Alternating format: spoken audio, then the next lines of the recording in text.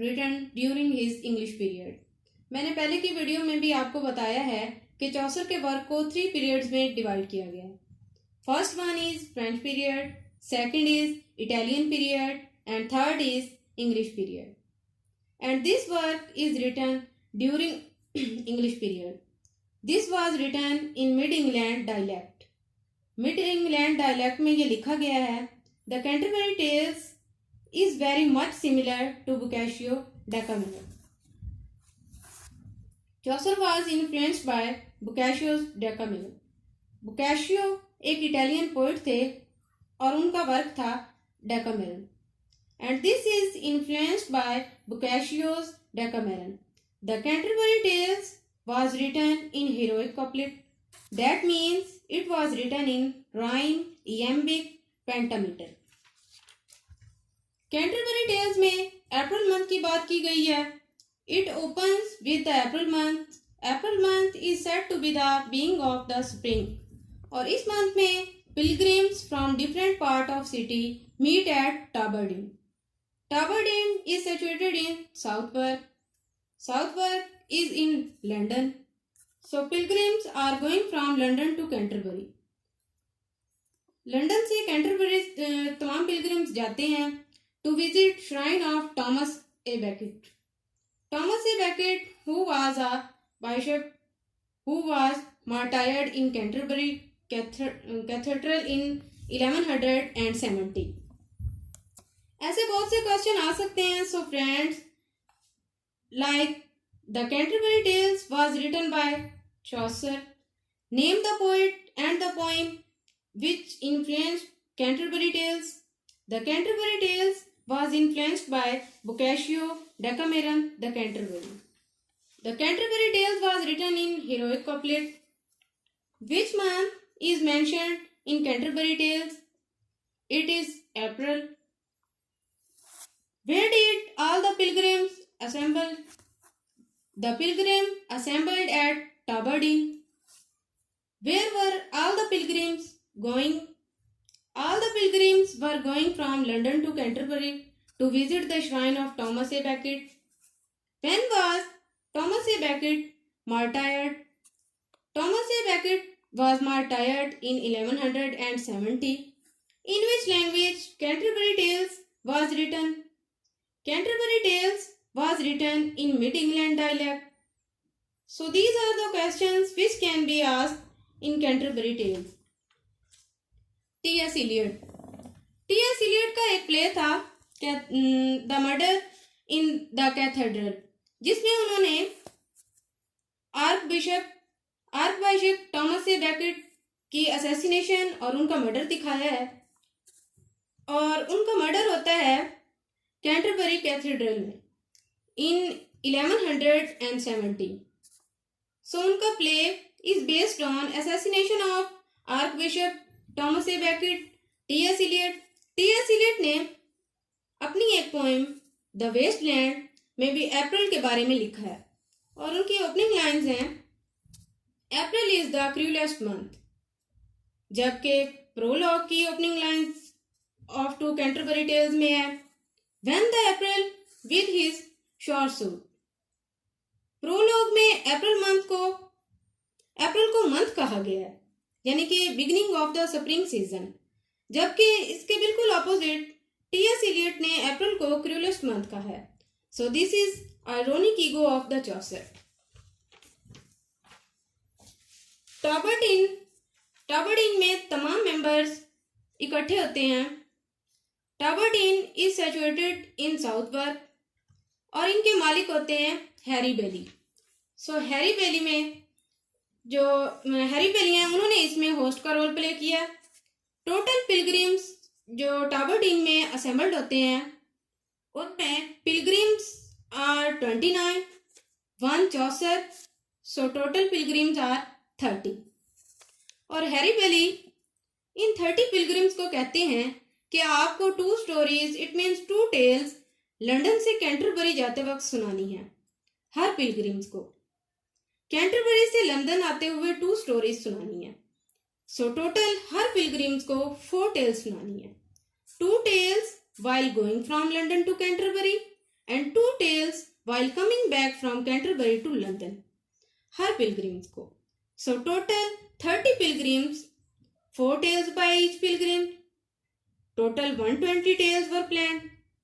और ये कहा गया था the best tale teller will be given free meal at Aberdeen on return journey. जब कैंटरबरी से लंदन में वो आएंगे तो टैबरडीन में जो बेस्ट टेल टेलर होगा उसको फ्री मील दी जाएगी. That was the reward. 120 tales were planned but only 24 tales were completed and only 24 tales were signed. जिसके अंदर 2 tales प्रोज में लिखी गई और 22 tales वर्स में लिखी गई.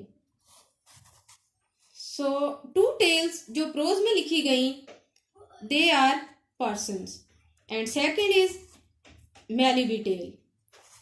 Parson tales and Malibu tales, these are the tales which were written in prose.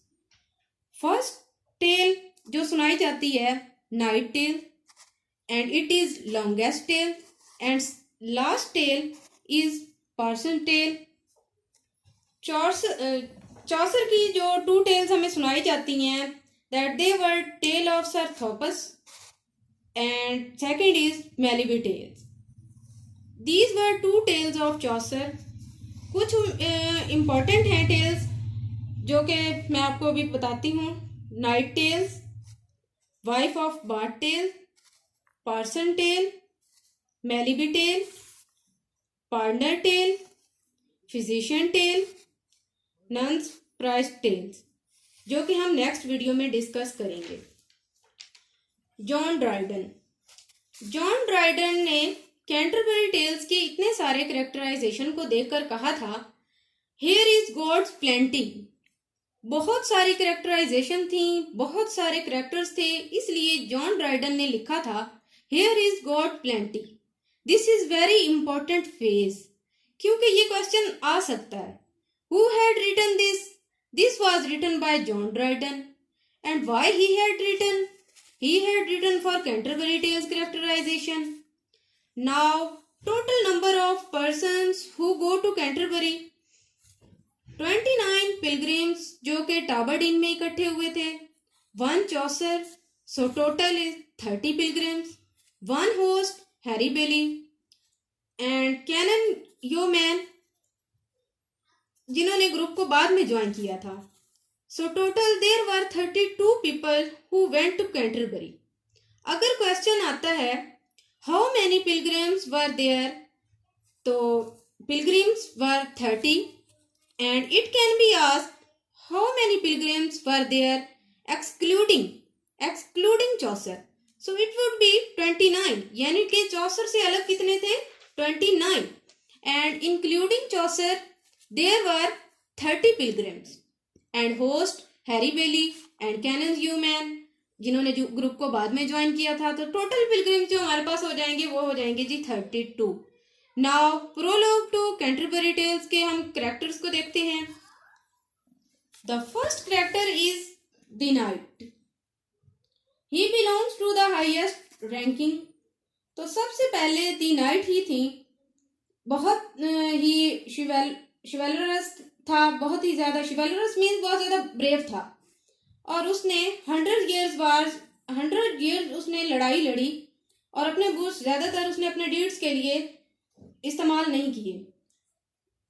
He does not boast his deeds and he was now old and lack liveliness, यानी कि उसमें लाइवलीनेस बिल्कुल नहीं थी. So question can be asked who fought 100 years war. तो guys you know the knight and which pilgrims was of highest ranking. तो the night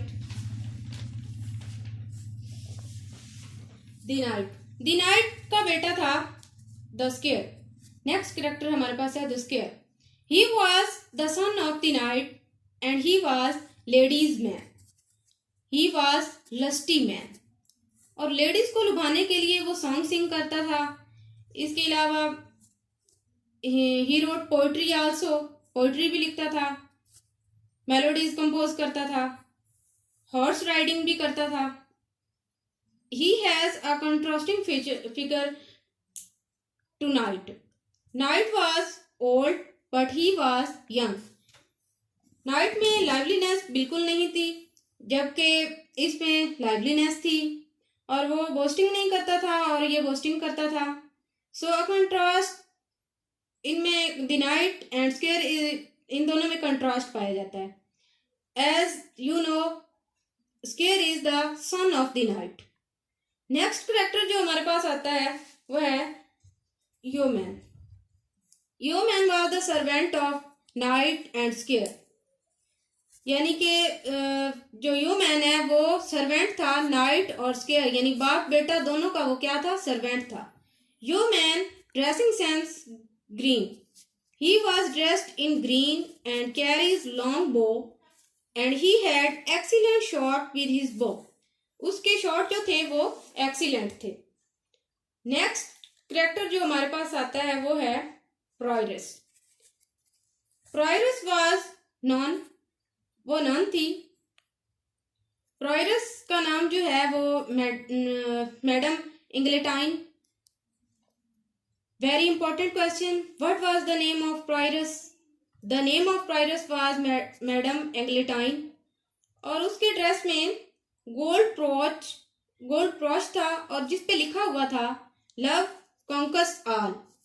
और ये लैटिन लैंग्वेज में लिखा हुआ था, लैटिन लैंग्वेज में लिखा हुआ था love conquers all. So this question can also come के गोल्ड ब्रोच पर में क्या लिखा हुआ था, love conquers all. Name the character which had gold brooch inscribed in Latin love conquers all. It was the prioress. What was the name of prioress? It was madam Eglantine. Prioress जो थी वो well bred, very mannerly and delicate थी और उसमें तमाम female वाली characteristics थी. She keep her cloth clean, eat meetly. वो नन थी लेकिन नन से पहले वो लेडी थी. नेक्स्ट करेक्टर जो हमारे पास आता है वो है मंक. मॉन्क की आयरोनिक रिप्रेजेंटेशन जो हमें बताई गई है, जैसा कि मैंने आपको बताया था कि चौसर के टाइम में चर्च बहुत ज़्यादा करप्ट थे, तो उनके अंदर मॉन्क के बारे में बताया गया है कि monk love hunting and eating fine food, foppish clothes. He was fat, jolly, bald. His favourite food was roasted swan. He owned dogs and horse, whom he was proud. He cares little for the rules, यानी कि वो rules को बहुत कम follow करता था. Next character जो हमारे पास आता है वो है फ्रायर. फ्रायर का नाम था Hubert. Very important question. What was the name of friar? The name of friar was Hubert. He got licence to beg. Friar को लाइसेंस मिला हुआ था बैगिंग के लिए, तो वो लोगों की पिटी के साथ एक तरह से खेलता था, playing with the pity of people, and he was quite irreligious. So guys again ironic representation यहाँ पे भी शो हुई है आपके सामने. So next character is merchant. Merchant actually he was in डेब्ट, उधार में था. श्योर, एरोगेंट तो वो बहुत ज्यादा था.